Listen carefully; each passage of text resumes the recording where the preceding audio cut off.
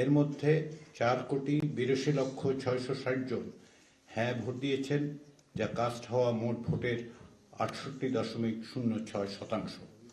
না ভোট দিয়েছেন 2,20,71,726 জন ভোটার, যা কাস্ট হওয়া ভোটের প্রায় 31%।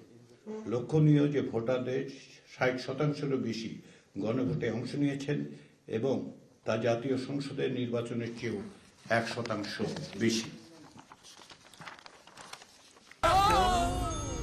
ডেন্টিস্টের পরামর্শ নাও নতুন কোলগেট অ্যাক্টিভ সল্ট।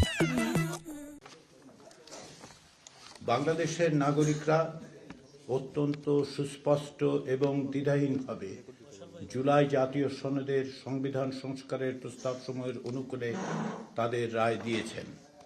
এই রায় থেকে এটা স্পষ্ট যে বাংলাদেশের নাগরিকদের বৃহদাংশ আর পুরনো ব্যবস্থায় ফিরে যেতে বা স্থিতাবস্থা বহাল রাখতে চান না।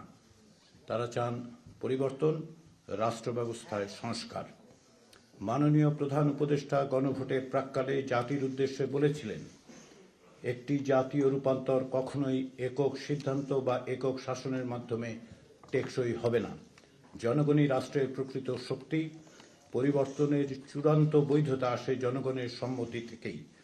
তাই দেশের ভবিষ্যৎ দিক নির্দেশনা নির্ধারণে জনগণকে সরাসরি সিদ্ধান্ত গ্রহণের সুযোগ দেয়াই হল গণতান্ত্রিক পথের মূল ভিত্তি। এই লক্ষ্যেই আমরা গণভোটের আয়োজন করেছি, যাতে দেশের ভবিষ্যৎ সংস্কারের দিশা নির্ধারণে জনগণ সরাসরি নিজেদের মত প্রকাশ করতে পারেন। জনগণ তাঁর আহ্বানে সাড়া দিয়েছেন। সংস্কারের পক্ষে জনরায় এসেছে। গণভোটে দেয়া জনগণের রায়কে কেবল সংখ্যার বিবেচনায় দেখলেই হবে না।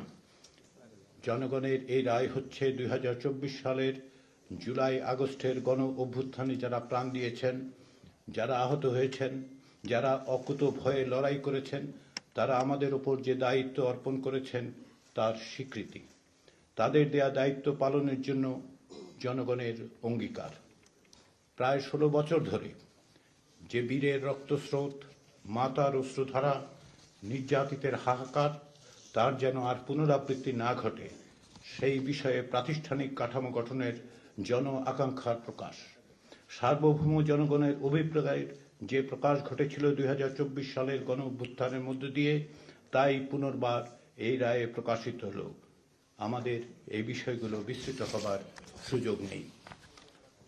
গণভোটের প্রচার ও জনসচেতনতা তৈরির কাজে আমরা সমাজের বিভিন্ন স্তরের মানুষের কাছ থেকে যে সহযোগিতা ও সমর্থন পেয়েছি, তার জন্য আমরা আন্তরিকভাবে কৃতজ্ঞ। রাজনৈতিক দলসমূহ, প্রশাসনের কর্মকর্তা ও কর্মচারীবৃন্দ, জনসমাজ বা সিভিল সোসাইটির সদস্য ও গ্রামাঞ্চলের বেসরকারি উন্নয়ন সংস্থাগুলো প্রচারের কাজে ব্যাপকভাবে সাহায্য করেছেন। করতে চাই জুলাই শহীদদের পরিবার, জুলাই যোদ্ধা, জুলাই রাজবন্দী, বৈষম্য বিরোধী ছাত্র আন্দোলন, সুশাসনের জন্য নাগরিক সুজন, চাকুরিতে বয়সসীমা বৃদ্ধি, সাধারণ শিক্ষার্থীদের কথা। তাঁরা স্বতঃপ্রণোদিত হয়ে সংগঠিতভাবে প্রচার চালিয়েছেন। আমাদের দপ্তরের কর্মচারী ও কর্মকর্তারা অত্যন্ত নিষ্ঠার সঙ্গে অকুণ্ঠ চিত্তে অতিরিক্ত সময় এবং শ্রম দিয়েছেন। এর পাশাপাশি ব্যক্তিগত উদ্যোগে অফলাইনে অনলাইনে অসংখ্য মানুষ প্রচার চালিয়েছেন। তাদের সকলের কাছে আমরা আন্তরিকভাবে কৃতজ্ঞ। সংস্কৃতি বিষয়ক উপদেষ্টা মোস্তফা ফারুকীর নেতৃত্বে তার সহযোগীরা প্রচার ভিডিও তৈরির মাধ্যমে অনলাইনে ভোটারদের উদ্বুদ্ধ করেছেন এবং ভোটের গাড়ির মাধ্যমে তা গ্রামান্তরের মানুষের কাছে সেই বার্তা পৌঁছে দিয়েছেন। তাদের এই প্রচেষ্টা ছিল অভূতপূর্ব এবং অভাবনীয়। তাতে জনগণের যে ব্যাপক সাড়া পাওয়া গেছে, তার জন্য আমরা সকলকে ধন্যবাদ জানাই। আমরা মিডিয়া কর্মীদের কাছে, সাংবাদিকদের কাছে আন্তরিকভাবে কৃতজ্ঞ। আপনারা গণভোটের খবর ঘরে ঘরে পৌঁছে দিয়েছেন, আমাদের কাজের দুর্বলতার দিকে মনোযোগ আকর্ষণ করেছেন এবং আমাদের সাফল্যের দিক তুলে ধরেছেন। যারা গণভোটের প্রক্রিয়া পদ্ধতি নিয়ে আমাদের কাজের সমালোচনা করেছেন, আমরা তাদের কাছেও কৃতজ্ঞ। সকলের কণ্ঠস্বর, ইতিবাচক এবং নেতিবাচক, সকল কিছুই একটি গণতান্ত্রিক সমাজে অপরিহার্য অঙ্গ। গণভোটের মধ্য দিয়ে সংস্কারের ব্যাপারে যে সুস্পষ্ট গণরায় প্রকাশিত হয়েছে, তা বাস্তবায়নের দায়িত্ব রাজনৈতিক দলসমূহের। রাষ্ট্র সংস্কারের ব্যাপারে সকল রাজনৈতিক দল অঙ্গীকারাবদ্ধ। ক্ষমতাসীন দল এবং জাতীয় সংসদ ও সংবিধান সংস্কার পরিষদে প্রতিনিধিত্বকারী দলসমূহ এবং সংসদের বাইরেও যেসব রাজনৈতিক দল আছেন তাদের সকলের প্রতি আহ্বান হচ্ছে আলাপ আলোচনার মাধ্যমে ঐক্যবদ্ধভাবে এই গণরায় বাস্তবায়ন নিশ্চিত করতে হবে। জাতীয় ঐকমত্য কমিশনের আলোচনার সময় ভিন্ন মতের প্রতি যে শ্রদ্ধা ও সহনশীলতা রাজনৈতিক দলগুলো দেখিয়েছেন এবং আপোষ সমঝোতার যে ঐতিহ্য রচনা করেছেন তা অব্যাহত রেখে আপনাদের অর্থাৎ রাজনৈতিক দলগুলোর প্রণীত জনরায় সমর্থিত এই দলিল বাস্তবায়নের দায়িত্ব আপনাদের উপর অর্পিত হয়েছে।